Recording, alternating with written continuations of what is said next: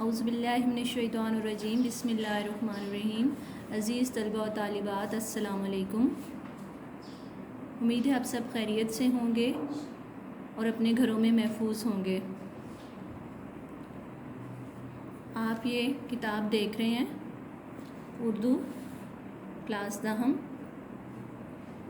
اس کا first lecture کل یقیناً آپ نے سن لیا ہوگا اور وہ سبق اچھے طریقے سے یاد بھی کر لیا ہوگا۔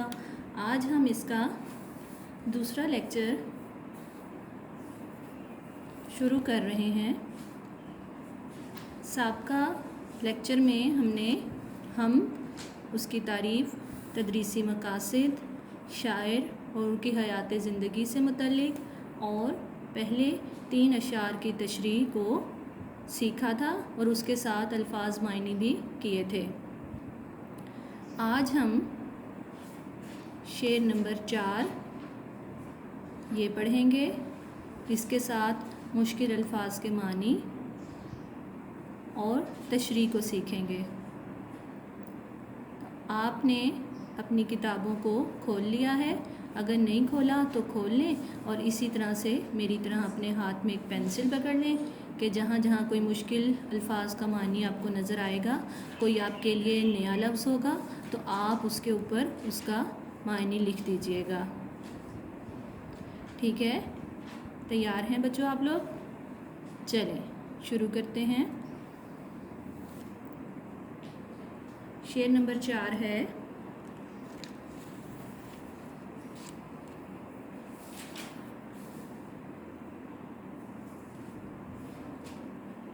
یہ سرد و گرم، خشک و تر، اجالا اور تاریکی، نظر آتی ہے سب میں شان اسی کی ذات باری کی۔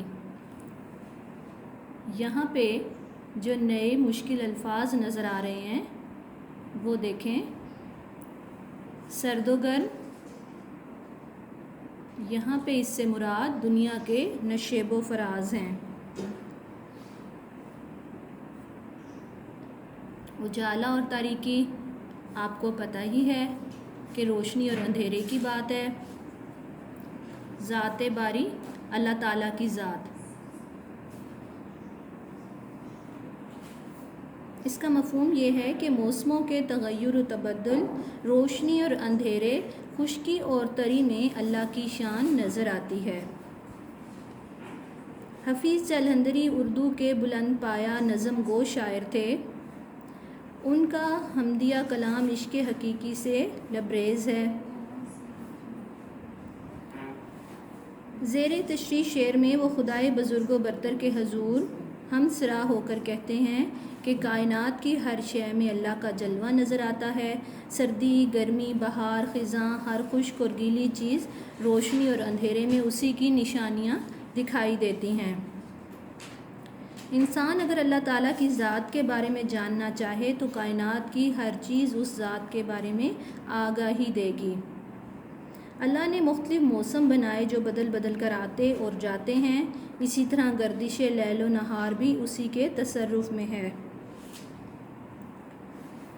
اللہ تعالیٰ سورۃ الحدید میں بیان کرتے ہیں: اور تم پر جو مصیبت آتی ہے وہ لوح محفوظ میں لکھی ہوئی ہے۔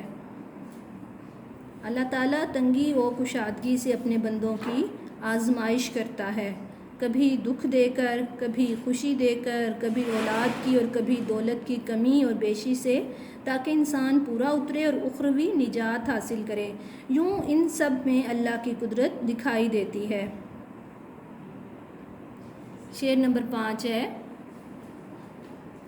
وہی ہے کائنات اور اس کی مخلوقات کا خالق، نباتات و جمادات اور حیوانات کا خالق۔ اس شعر کے نئے الفاظ: کائنات آپ کو پہلے ہی پتہ ہے دنیا، مخلوقات مخلوق کی جمع یعنی لوگ، انسان، نباتات سبزہ اور پودے وغیرہ، اور جمادات بے جان چیزوں کو کہتے ہیں، اور حیوانات جانور وغیرہ۔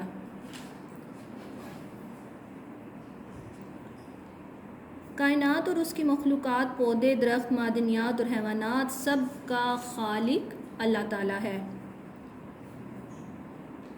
زیر تشریح شعر میں وہ خدائے بزرگ و برتر کے حضور ہم سرا ہو کر کہتے ہیں کہ اللہ تعالیٰ اس ساری دنیا کا پیدا کرنے والا ہے۔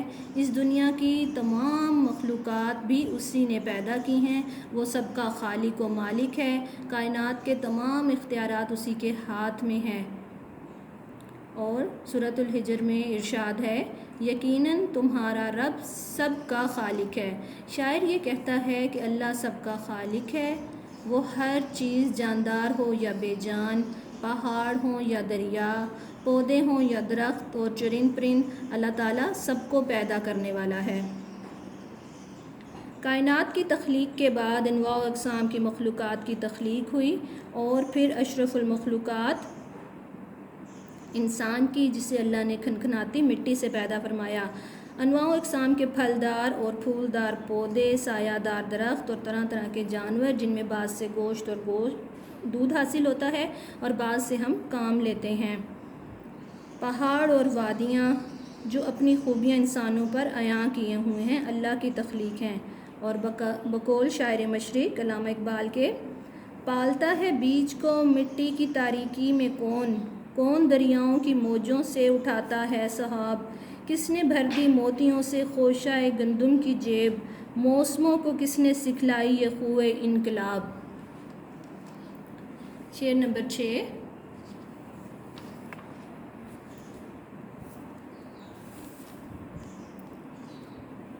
وہی خالق ہے دل کا اور دل کے نیک ارادوں کا، وہی مالک ہمارا اور ہمارے باپ دادوں کا۔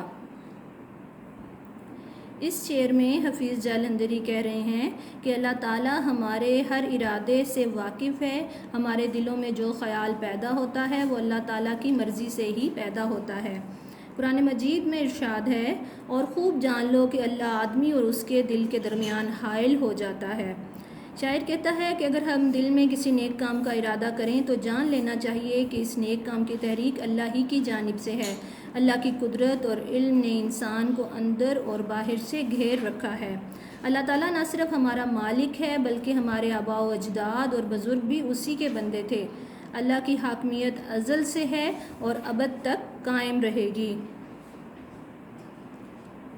شعر نمبر 7 ہے، بشر کو فطرت اسلام پر پیدا کیا جس نے، محمد مصطفیٰ کے نام پہ شیدا کیا جس نے۔ بشر انسان کو کہتے ہیں، فطرت قدرتی وضع اور شیدا مین عاشق ہے۔ اللہ نے انسان کو اسلام کی فطرت پر پیدا کر کے اس کے دل میں محمد صلی اللہ علیہ وسلم پر قربان ہونے کا جذبہ عطا کیا۔ اس شعر میں شاعر کہتا ہے کہ خدائے بزرگ و برتر ہی ہے جس نے انسان کو پیدا کیا، اسے اسلام کے اصولوں پر چلنا سکھایا اور کائنات کے اسرار و رموز سے واقفیت دلائی۔ انسان اس کے بتائے ہوئے راستوں پر چلتا ہے اور زندگی سے لطف اٹھاتا ہے۔ اللہ تعالیٰ نے کائنات محمد صلی اللہ علیہ وسلم کے لیے تخلیق کی اور اللہ نے انسان کو محمد عربی کا شیدائی بنایا۔ انسان آپ صلی اللہ علیہ وسلم سے محبت کرتا ہے کیونکہ یہ کائنات انہی کے لیے ہے۔ محمد صلی اللہ علیہ وسلم سے محبت ہی ایمان کی تکمیل اور اللہ کی رضا کا ذریعہ ہے۔ سورۃ النحل آیت نمبر 20 میں اللہ تعالیٰ ارشاد فرماتے ہیں، اللہ تعالیٰ نے کوئی چیز تخلیق نہ کی ہوتی اگر ان کو تخلیق نہ کرتا۔ تو یہاں پہ جو ان ہیں وہ حضور پاک صلی اللہ علیہ وسلم کی ذات اقدس ہے۔ یہ کائنات سرور کون و مکان کے لیے تخلیق ہوئی، انہیں انسانیت کے لیے رحمت بنا کر بھیجا گیا۔ انہوں نے عورت کو ماں، بہن، بیوی، بیٹی کی حیثیت سے عزت دی۔ انہوں نے یتیموں، بیواؤں اور بے کسوں کی دستگیری کی۔ فرمان خدا ہے، اگر تمہیں اللہ سے محبت ہے تو میرے رسول پاک صلی اللہ علیہ وسلم کی اطاعت کرو۔ یہی وجہ ہے کہ انسان جو اصول فطرت کو پسند کرتا ہے، دین فطرت لانے والے محمد صلی اللہ علیہ وسلم کا شیدائی ہے اور ان سے عشق رکھتا ہے۔ ان کا شیدا ہو کر ہی بشر دینوی اور اخروی نجات حاصل کر سکتا ہے۔ یہاں پہ آپ یہ شعر لکھ سکتے ہیں، محمد کی محبت دین حق کی شرط اول ہے، اسی میں ہو اگر خامی تو ایمان نامکمل ہے۔ تو یہاں پہ اپنی تشریح کا ہم اختتام کرتے ہیں۔ امید ہے آپ کو تشریح بھی سمجھ میں آ گئی ہوگی، اور اس کے ساتھ جہاں جہاں پہ مشکل الفاظ تھے وہ بھی سمجھ آ گئے ہوں گے۔ اسے آپ اپنی کاپی پہ آج کی تاریخ لگا کے لکھ لیجئے، اور اپنا بہت سا خیال رکھیے گا، دعاؤں میں یاد رکھیے گا۔ فی امان اللہ۔